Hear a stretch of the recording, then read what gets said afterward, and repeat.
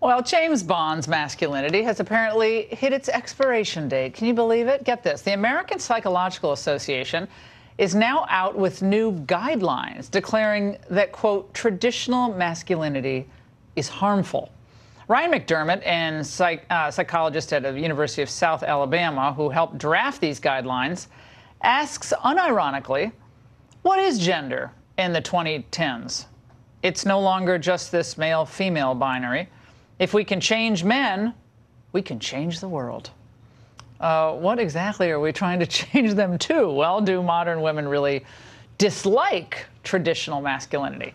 Here to help us answer all this is Emily Jasinski, senior culture editor at The Federalist and radio talk show host Jamila Bey. All right, Emily, let's start with you. What do you think this kind of attack on what is known as traditional masculinity is all about? Yeah, so the APA specifically names, in their definition of traditional masculinity, competitiveness, stoicism, all qualities that I think a lot of young women like myself and women of all ages really probably find attractive, probably find compelling. And I think it's sad that the APA lent its authority as an institution, lent its credibility as an institution to these guidelines, which are steeped in the language really of fourth wave feminism. There's lots of hints at intersectionality. There's talk of privilege. There's talk of all of these different buzzwords.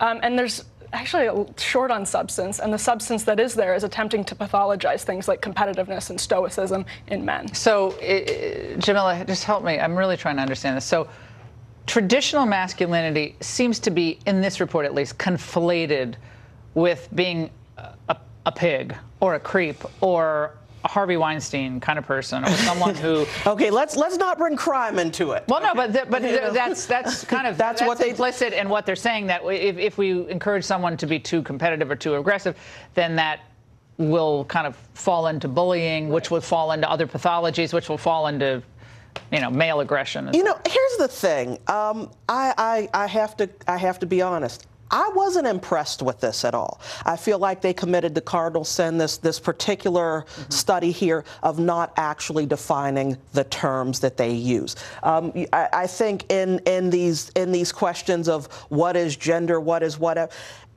Look, I'm a former pro women's football player. I love competition. What position did you play? I was a D-line tackle. Oh my God, we needed those last night. Yes. Alabama. I don't want to get on your bad side. I could have had you on Alabama, man. Don't get me started on the game last night. Years ago, before motherhood softened me and whatnot. Yeah. But traditional femininity. Yeah, what's more womanly than having a baby? Anyway, right. Here's the thing. Boys will be boys. Getting away with boorish behavior is something that has to be stopped. We certainly can all agree on that. But to come out and have, I think this study, I hope it's a first foray into a larger conversation about what psychologically they're talking about. These terms are not defined. And nobody's going to sit up here and say, oh, yeah, Harvey Weinstein, I want my kid to grow up and be just like him. On the other hand, there are bullies who are both male and female. Absolutely. There are people who have pathological behavior in both genders. And what I think is it hurts the feminist movement is to turn everything into a political statement. I tend to think this kind of starts moving into politics and beyond. Should treat people with respect. Yeah. Disagree, agree. I have so many friends that are liberals. We howl, laugh. Sometimes we get mad at each other, but we're friends. We love each other.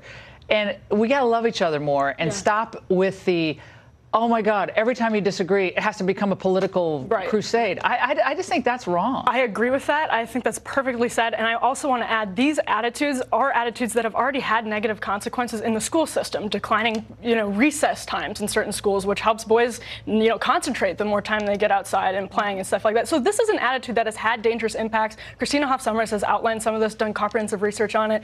This is dangerous, and I don't appreciate the APA has lent its authority to these. But do you think traditional masculinity, Jamila, is detrimental to society in the long run? And if you believe that, why is that? Well, if we... I love James Bond. Let me just say, I love James Bond. I love Braveheart. I love all those films, okay? I like it when a guy opens a door for me. I don't like it when a guy's like, you're going to split the check? No, we're not. You're going to take me out. You're gonna sorry, that's old-fashioned, but I'll treat him when I want to treat him.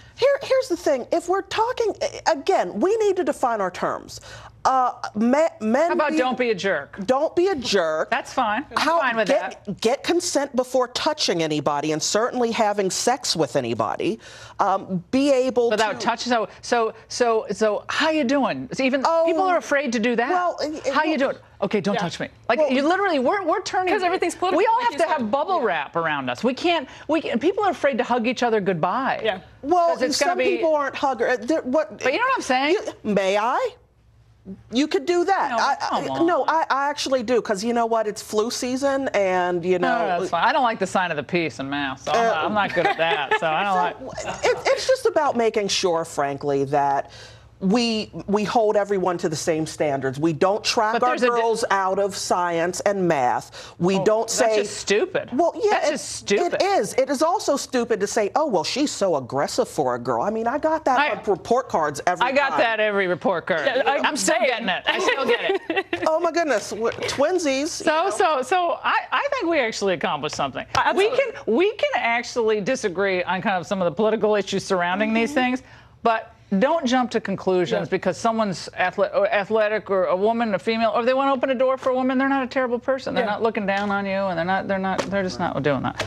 Anyway, all right, guys. Well, coming up. Hi everyone. My name's Mike. I'm the creator of Mox News, and for the last 15 years, I have been telling you that as long as I have the support of the community that I serve, Mox News will post videos forever.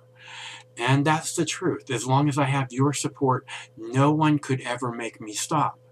Unfortunately, currently, less than 1/2 of 1/10 of 1% of Mox News viewers ever donate, tip, or contribute anything back. Again, let me make that really clear.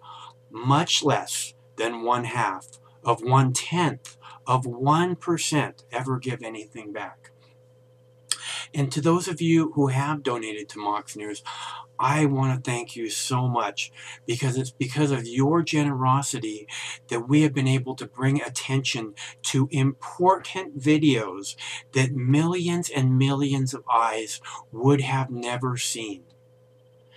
And I think that that's an amazing thing that we've been able to make happen together. And I can't thank you enough for helping me make that happen. So it's not too late. If you'd like to see Mox News covering the 2020 presidential election, if you can't imagine the 2020 presidential election without Mox News, please, there's still time. You can make a difference. It's easy to make a contribution, donation, or tip. You can go to moxnews.com, or in the text body of this video, there are clickable links to the Patreon page or to the PayPal page. And again, it should take less than 2 minutes to make a donation, and your donation can make a big difference. So I thank you all. Stay cool. One of these days this war is going to end, and it would be awesome if Mox News could be there to celebrate that day with you.